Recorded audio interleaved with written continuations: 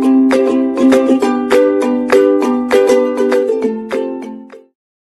à tous, dans cette vidéo on va parler sur l'un des dysfonctionnements de notre système immunitaire, les allergies. Notre système immunitaire nous protège des risques infectieux, mais pourtant dans certains cas, c'est lui qui nous rend malades. C'est comme si le cas des allergies. Qu'est-ce qu'une allergie? L'allergie est une réponse immunitaire excessive et spécifique qui survient lorsque le corps vient en contact avec une substance étrangère normalement inoffensive. En d'autres mots, une substance inoffensive chez une personne mais peut provoquer une réponse allergique chez un autre. D'après la définition, on a su que l'agent responsable d'une allergie est une substance étrangère inoffensive.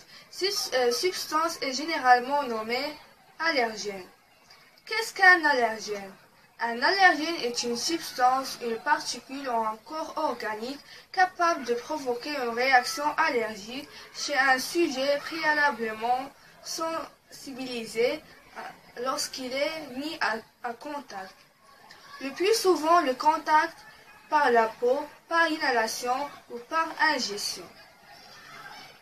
Parmi les allergènes, on trouve les acariens, les graines de pollen, quelques aliments tels que le lait et ses dérivés, des fruits secs, etc., le poil de certains animaux, le venin des insectes et quelques médicaments comme le pénicilline. Quels sont les symptômes d'une allergie? Les symptômes d'une allergie se manifestent par un mal de tête, un nez qui coule, un larmoiement, c'est-à-dire des larmes aux yeux, étournement, œdème, toux et des éruptions cutanées comme l'eczéma. Et maintenant, on va passer au mécanisme. Quel est le mécanisme d'une allergie ou bien quelles sont les étapes d'une allergie?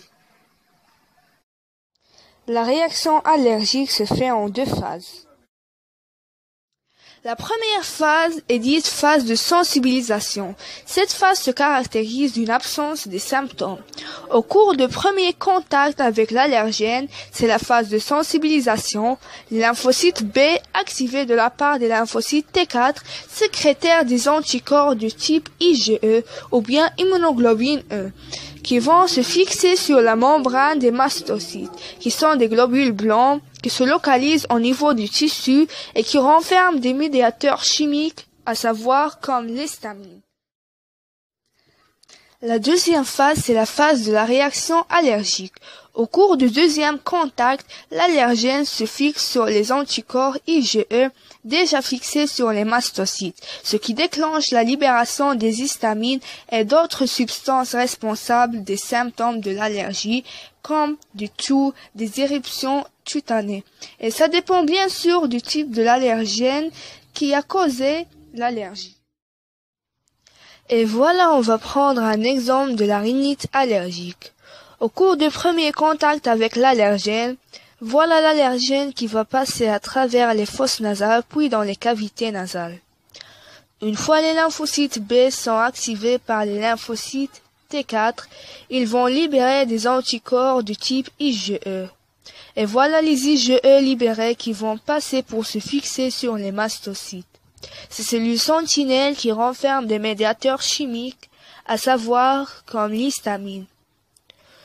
Une fois l'histamine est libérée, il va se fixer aux récepteurs des cellules avoisinantes. Ces récepteurs interagissent avec d'autres substances du corps et ordonnent aux vaisseaux sanguins avoisinants de se gonfler et de sécréter du liquide responsable du déclenchement des symptômes d'une réaction allergique. Il faut par la suite arrêter ce rhinite allergique. Comment? On additionne aux patients des antihistaminiques, c'est-à-dire des substances qui vont bloquer la voie où se fixe l'histamine, et par la suite, il n'y a pas de déclenchement d'une réponse allergique. Savoir l'allergène responsable d'une allergie. Ça, c'est grâce à un test cutané d'allergie qui permet de trouver l'allergène responsable de l'allergie. Ce test consiste à injecter sous la peau de faibles doses de différents allergènes et l'apparition des inflammations locales. Ces inflammations ressemblent à des piqûres de moustiques, montrent que le sujet est allergique aux allergènes en question.